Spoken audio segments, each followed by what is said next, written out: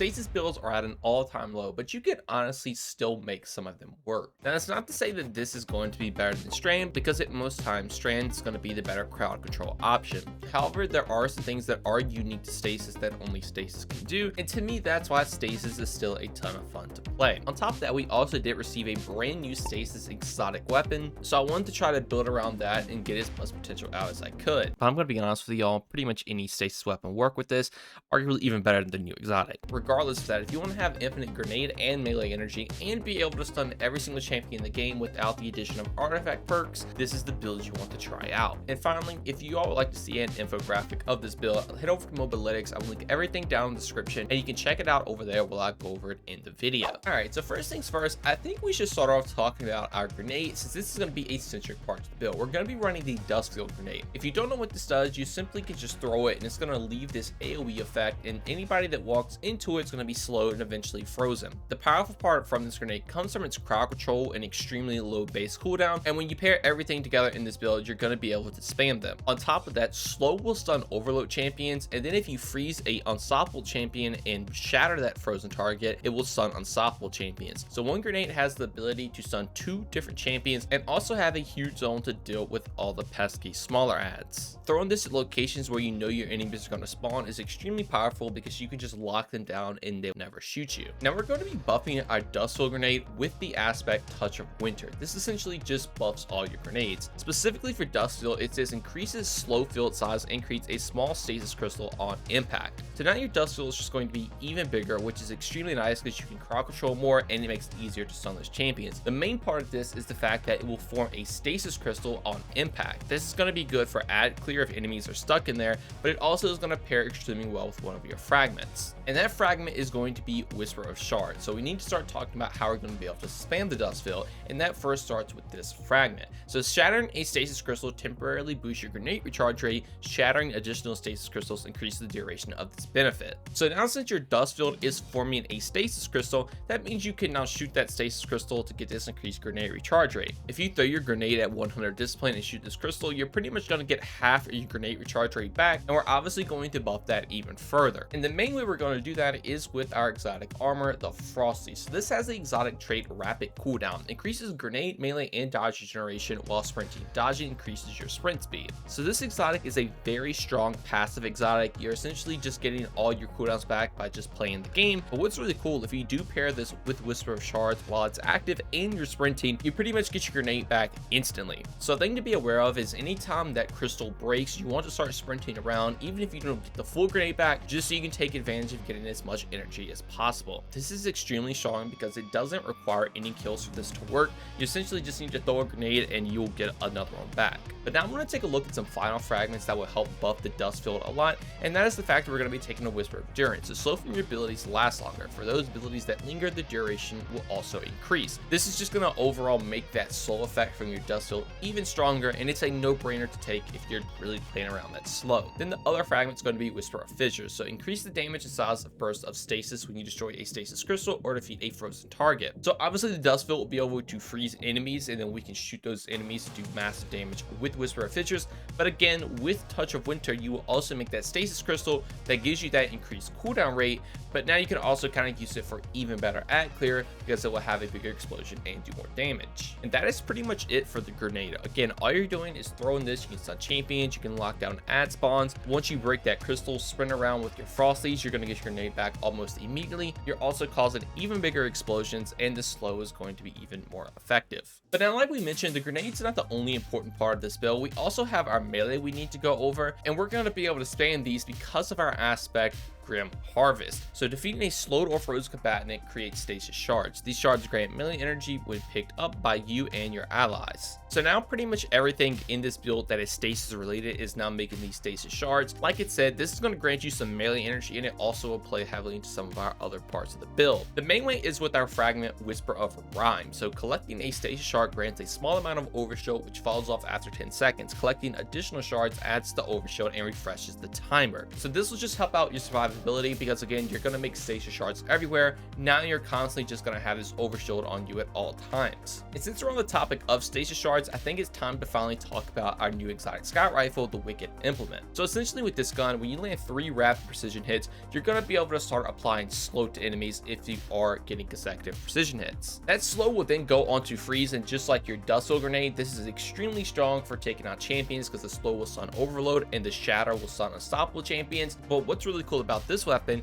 is that if you do get kills while creeping attrition is active, you would then be able to spawn a stasis shard that tracks to you. This is going to be another way of stasis shard generation, which again helps out with melee energy, and it will also give you an overshield with Whisper of Rhyme. Collecting those shards with this weapon will also fully refill the magazine, and eventually when the catalyst is released, it will overflow the magazine, and this is going to be a very good in-game focused weapon with this build. And since we're on the topic of the weapon, let's take a look at our final fragment, Whisper of Rending. So primary ammo weapons do increase damage to stasis crystals and frozen targets. This is going to be very strong because again, everything in your build will have the ability to freeze these targets, and now your weapons will just do more damage to them and your crystals, so you can one-shot shatter this small crystal that forms with Touch of Winter. Also, since the Wicked Implement again will lead to a freeze, this just means you'll get even more value out of Whisper of Rending, because once the target is frozen, you will be doing more damage to them, and then once you shatter that target, Whisper of Fissures will proc to do even more damage on the explosion. Now that's pretty much the roundup of the subclass. Other things to mention is Silence and Squall. This is an okay super for ad clear, and you can also just throw it on a ball to constantly shatter them over and over again to add some extra damage. It's definitely not the best super in the game, but if you're in a sticky situation, obviously being able to just throw one of these out to freeze an entire room is nice. And also, we mentioned a lot about overload and unstoppable champions. The way you're going to be able to deal with anti-barrier champions is the fact that stasis kind of has inherent anti-barrier. It works very similar to Strand, where a Strand has a spin that can just completely stop a champion from putting their shield up. Well, if you freeze a champion, that will also do the same thing. So if you're constantly freezing enemies over and over again with things like your dust field or even your exotic scout rifle, they will never be able to put their shield up, and then you can just easily kill them. So like I said in the beginning, all 3 champions without a single artifact perk, and it's all heavily based around your subclass. But now let's talk about some other weapons with this build, because they're going to be extremely important. If you don't like the whole playstyle of Wicked Implement and you think it's just kind of a meh weapon, you could opt in to take something like Ice Luna, and this is going to be very well for lower tier play. And that is the fact that it comes with a headstone perk, so when you get precision weapon final blows, it can spawn a stasis crystal. This stasis crystal, if you shoot it, will actually proc things like Whisper of Shards, which makes it extremely easy to keep this grenade up over time. And obviously, if you don't want to take something like Ice Luna, there are builds for other weapons in the game that do have headstone, but just note that hand cannons should be receiving a buff in season 22, and this could be a very strong contender. I personally do think in higher tier content, something like the Wicked Implement would be a little bit better, because it essentially is just a primary ammo which has infinite ammo with Chill Clip on it, and we all know how strong Chill Clip is. But now, if you do like Wicked Implement, this is not an ad clear weapon at all, and that's why I would highly recommend taking a Waveframe Grenade Launcher. Obviously, Forbearance is going to be your best bet. This is one of the best ad clear weapons in the entire game. You don't even have to have a build based around this, and it will still be extremely strong. But if you don't rate or just don't have this weapon in general, pretty much any other Waveframe Grenade Launcher will work, or even say something like a Reservoir Burst Fusion Rifle. And then finally, you're going to want a stasis power weapon, because we're going to be taking advantage of weapon surges. The best stasis power weapon in the game currently is the Cold Comfort Rocket Launcher, because you can shoot out 4 shots in total. Although this does come from the dungeon, and you do have to get lucky with the perks Envious Assassin and hopefully bait and switch in the second column, but there are some good options other than bait and switch. But bait and switch is probably going to be your best option. And then if you finish enemies with the origin trait, it will actually auto load a rocket for when this runs out of ammo, so you can get up to 3 shots with Envious Assassin, and then the 4th shot will come from the origin trait. But overall, just be sure to have a stasis power weapon so you can pair that with the surges, and then obviously the surges will also work with Wicked Implement as well. And then for artifact perks, there's pretty much nothing in here to deal with stasis, but that's a good thing, because when stasis perks roll around, this build's going to be even stronger.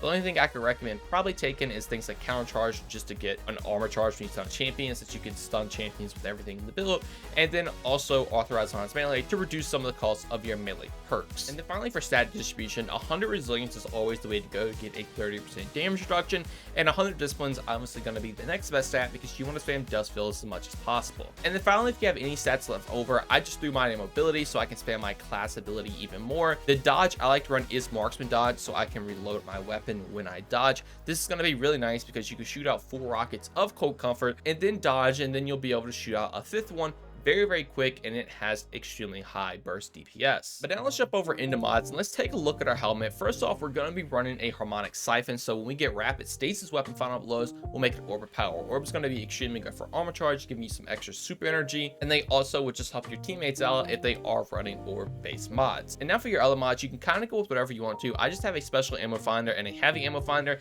These are based on kills, and if you have an exotic primary, they will spawn even more. And since you're going to be using forbearance a lot for ad clear, and then obviously heavy for just any DPS, you can just make sure you always have ammo with these. If you want to take something like a heavy ammo finder and then swap the special one out for a heavy ammo scout, so you can also generate heavy for your teammates, that is very good. But things like Ash's assets aren't going to really work with this build because your grenades aren't getting the kills. You could technically make hands-on work since your melee can get kills, but in high tier content, your melee is not going to be the thing doing most of the damage, so that's why I don't opt in to take this. And to me, just having ammo is always more nice, and that's why I opt in to take these out. But again, you could swap these out for any other thing you want to, and I think the main thing is put on a heavy ammo scout if you are in team play, so you can just make heavy for your teammates as well. And now for my arms, I do like running heavy-handed, so when I get melee kills, I'll make an orb of power. If you get an enemy weak in high tier content, just being able to throw a melee out to make an orb is nice. Since you have infinite melee energy from all those shards, you're going to be able to throw a ton out. So just having an extra way to generate some orbs is extremely nice, and in low tier content, your melee will always kill enemies. You could always opt in to take a stasis loader though, if you do want to just reload your stasis weapons a little bit faster. This will obviously help out with your rocket, but the problem is if you're running Wicked Implement, you're going to have its catalyst to overflow the magazine anyway, and it already reloads when you pick up stasis shards, so you don't really need to have stasis loader if you are running Wicked Implement. Now for your other mods, I do like to run impact induction, so when I cause damage with my melee, I'll reduce my grenade cooldown, and also focusing strikes. When I cause damage with my melee, I'll reduce my class ability cooldown. Since we're going to have infinite melee ability energy anyway, we can just turn that energy into our grenade and class ability energy, which just means we can spam those even more often as well. And now for your chest piece, always just make sure you go with resistant mods. You don't really need to take advantage of anything else in this slot, so just go with resistant mods so you can be even more tanky for end game. And with Whisper of Rhyme, you're going to have that overshield as well to become even tankier paired with these mods. And then for our boots, as we said earlier, we're going to be taking advantage of 3 stasis weapon surge mods to buff our power weapon and our primary weapon. With 3 of these, you're going to get a 22% damage increase, and this is based on your armor charge. So when you have a stack of armor charge, it will decay. So at 3 armor charges, which are the max amount that you can have, you're going to have a total of 30 seconds of 22% increased stasis damage. Now to buff that time, we're also going to be running a time dilation, so this will increase the armor charge duration, and now you're essentially just buffing it to 15 seconds. So at 3 armor charges, you're going to have a total of 45 seconds of increased 22% stasis weapon damage. And then for the final 2 mods, I do like running a bomber just so I can reduce my grenade cooldown when I use my class ability. Since our class ability is going to recharge really quick, this just gives you an extra little bump to your grenade energy if you do need it. And I also like to run a powerful attraction, so when I use my class ability, I will collect any orbs of power around me. This is really good in a ball scenario. If there are orbs nearby after you shot all your rockets off and you dodge to reload it, this will just reproc your stasis surge, so you don't actually have to go pick the orb up, and you're still going to get that increased damage for your rocket. But that is pretty much the build. As a roundup, all you want to do is be able to spam your dust field. Always make sure you shoot the crystal and sprint around with frosties so you can keep getting that increased grenade regeneration rate. Always pick up your stasis crystals so you can always get that melee energy, which you can then turn into even more grenade and class ability energy. And you're going to be buffing every part of your stasis build with more slow, bigger explosions from stasis crystals, more damage from your primary weapon, and even getting an overshield when you pick all these stasis shards up. Things like Wicked Implement is going to be very strong for dealing with every single champion in the game alongside your subclass, and it's treating those stasis shards to also heavily pair with the subclass as well. You're going to have a great clear weapon, you're going to have a great boss DPS weapon. So overall, this build is a ton of fun to play, and it's going to get even better once we get stasis based artifact perks and potentially stasis buffs, because I think we all know how stasis could use a little love. Now if you were curious about my transmog, this is what I'm running on my hunter. I actually took advantage of the new seasonal chest piece, which I think pairs extremely well with the frosties with the whole tubes on them, but I also opted in to try to make it blue so it was cold for stasis. I think I did a pretty good job. I think it looks okay, but if you want to make your hunter look like this, be sure to copy it down. But all right, I think that's going to do it all for me. Let me know what you think about the build. Have you been running a build similar to this? Obviously with Strain coming out, Suspend is way better than pretty much anything Stasis can do, but we do know Suspend is going to be receiving a nerf, and potentially Stasis will be receiving a buff. And you also have to think that 2 seasons without Stasis artifact perks, we will probably see Stasis artifact perks next season. Anyways though, I really hope y'all enjoyed, and if you did or learned anything new, consider subscribing and dropping a like. However, just know that watching the video means way more than enough to me, and just that every single bit of support from you all is truly appreciated. Thank you all so much for watching this one, and have a great day. Peace.